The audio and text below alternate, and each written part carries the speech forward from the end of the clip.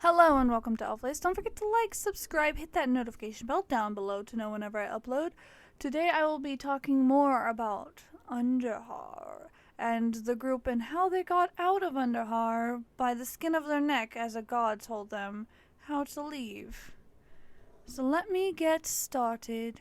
The group had fallen, the barbarian had fallen all the way down into this dark pit that no one could really see or know what was going on with the barbarian.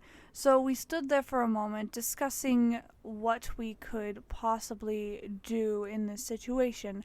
And we all decided, after hearing one of those creatures with the pointy hands start making noises, to go farther down into the dungeon or the Underhar keep. The group went down the stairs, ran down all the way down those spiral stairs, not stopping on any other floor, just kept going and going and going and going until they reached the bridge. And when they reach the bridge, they see the creature coming towards them, moving slowly but surely towards them. It doesn't look like it can see, but it can definitely hear them.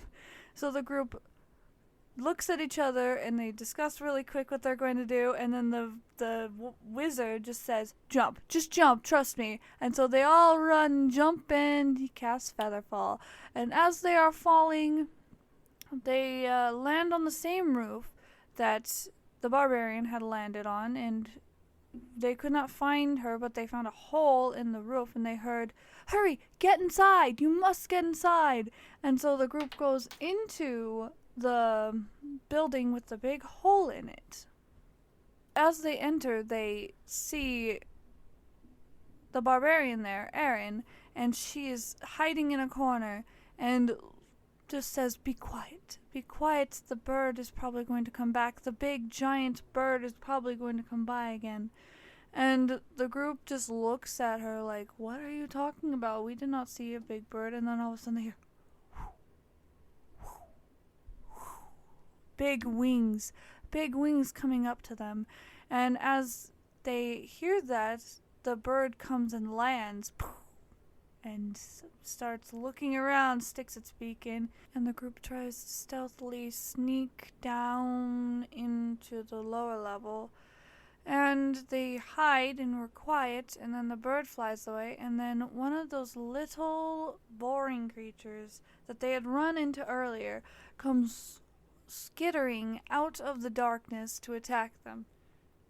As the group fights this little creature, there are multiple other ones, and with all the noises that they're making, they have to run back up the stairs and onto the roofs. And as they do that, there are other creatures coming after them.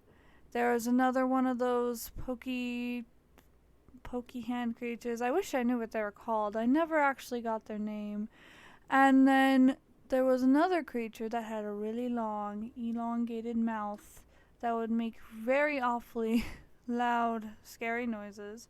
And then there were the little creatures, and the group were trying to just get away as quickly as possible, so they were running and jumping from roof to roof to roof to roof, trying to get away from these creatures. And then they have to fight one of them, and as the ranger takes an arrow and shoots it with the light on it, they see it go and it land, and then the bird or something large comes down and swoops it up. The light is gone.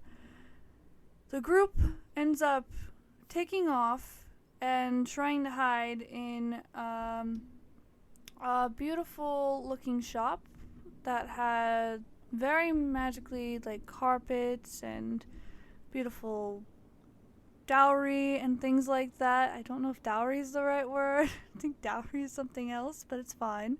And the walls are draped in curtains and things, and then the Erin and the ranger go, this probably was, back in the day, a very good brothel. And the group just looks at each other and it's like, what? And the wizard casts Detect Magic, and we find several different magical items down below that end up being very useful. My druid ended up getting Hawkeye, the goggles of Hawk. I don't know what they're called. And then the others got something similar, like there was adamantine armor or something like that. So the group continues along, trying to get farther in, trying to find the portal that the ranger had detected in this area. And as they get deeper in, they see a big courtyard with a fountain, and as they get closer, they see a bunch of creatures, and the bird comes flying down and lands, and they go into a building, and we all discuss what we're going to do as the wizard peeks his head out, looks around, looks up, and sees another creature with webbed hands and scary-looking webbed face and things like that. He comes back in, and they were all looking at him, and he's like, we're very much outnumbered, and I think that we either die here or we fight to our death. And we all go, yeah, we will fight to our death. And we hear a booming voice from above us. This is not a good fight for you. You have many other triumphs to attend to, so I recommend you turn and run. And the group just all looks at each other, goes, they're okay. Apparently, the god here really wants us to turn around and run. And so all of us go taking off, out through the back door, around the corner, and round and around, and then we make it to the middle of the bridge. When we make it to the middle of the bridge, we wait for a moment as we hear everything go running past, and we all go climbing up. Well, my druid turns into a riding lizard, and slowly but surely carries each one of them up, waits, hides on top of the bridge where the bird goes by, and then goes back down. It takes several minutes to get everyone up and then back down as they consider to blow up this bridge in the middle of Underhar.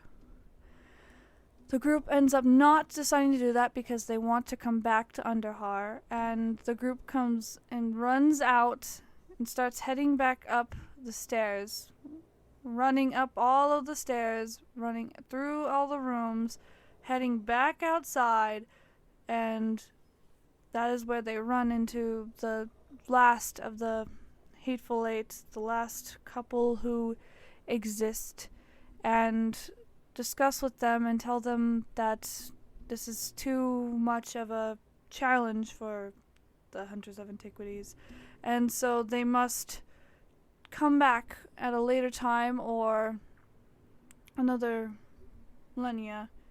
But the group starts to pack up and get ready to leave as Lectra and Aaron make a sign for the door. Do not return. Do not come back to this fateful place. Do not enter, for death is upon you if you enter. There is no treasure in there.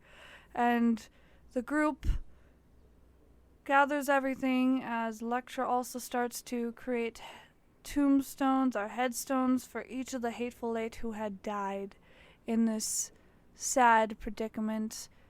And they, as in the rest of the Hateful Eight and Danny, start to wrap up the Hateful Eight that the party had found to take them back to wherever the Hateful Eight were going to have them buried.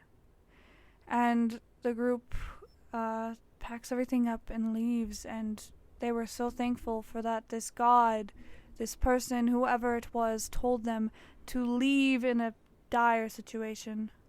So as the group was heading out, they were heading towards a tower, and they were heading through the plains, and then they make it to this tower, and when they see this tower, it's a rundown old tower with a bunch of weird knickknacks and paddywhacks outside, and then this old dwarf comes out. Hey, wait, you came from the wrong way. You are not supposed to be heading that way.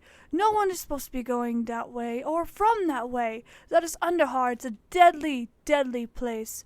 Why would you go there? And all of the groups and all the people that are there just look at each other and just start laughing. Well, we came through the plains. We did not go there. We saw it for a moment and decided to leave, leaving a note on there that if you go there, you will die, surely. And the dwarf looks at them. Oh, that's very nice. I'm starting to run out of food and I need to head towards the town. Would you be able to help me? And the group just looks at each other and they're like, we have some stuff, but maybe we will talk to the lady there and see if we can get you any more deals. He looks at each one of the people in the party and is like, you are a very weird group. You have an elf, a Goliath, a tiefling? I have no idea what you are. And a couple other weird things that normally wouldn't be all together. And the group just laughs and nods, and they continue on their way as this dwarf, before they continue on their way, they give him some Underhar ale that they had in their cart because the ranger is a drunkard, like most of my dad's characters. Anyways, so we continue on, and our group heads all the way to a town, which is up above on the water, and that is where we'll end. Next, we will see if we meet new friends or new foes, what happens next, and I hope you guys enjoyed the video. Don't forget to like, subscribe, hit that notification bell down below to know whenever I upload. I'm trying to continuously do this at least once a week now because I've been so busy and school starting and I got injured and stuff and things just keep happening. So please, I hope you guys still enjoy my videos and I hope you guys keep watching. Bye bye.